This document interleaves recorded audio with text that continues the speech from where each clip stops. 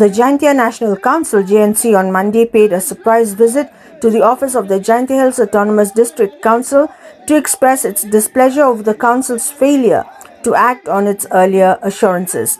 The organization had earlier suspended its agitation following an appeal by the Chief Executive Member and Deputy Chief Executive Member of the Jhadc, who had assured that the demands raised by the JNC would be addressed. In good faith, the JNC granted the District Council additional time to initiate the required measures.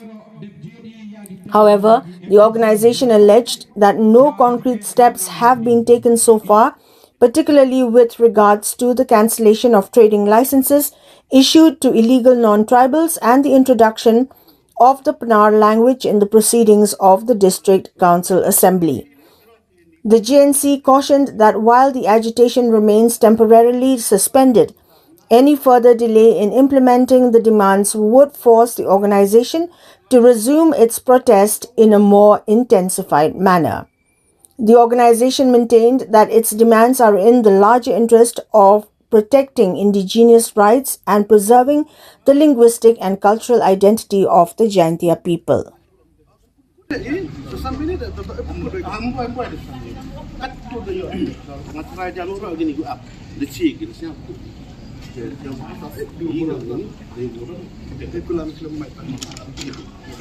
YUMD ini kamu kena. Enam wan ini wau ya penyubor wakinang nikmat yo ibu rame ya kasur yang pajbak dapat kubor lebih. Hendak iwani pun kemudan hi ukur sutiak dan hi. Tapi rasa cisen kerpadi ya kerja CDC wau kerek dia ki kam piang ki rengkat di keralang. Dalam penuh kejing amkam i kam kisen bahalang lek kulai. Mani wa hikmat boy keralang wa ka JCDC. Kamu duduk sedang i kuat peman yang kini ka jingi ki yang i kam kadak kecil dan hi. Upun kemul ni upun kursutia. Tapi upun kut na i yang kini ka jingi lang ka yang i ta sachi sen aku boleh fikir dekat wa kinong ilam yang ka JNC wada penyus ket pia kita ke mensen. Wa MP ka jing bak klik.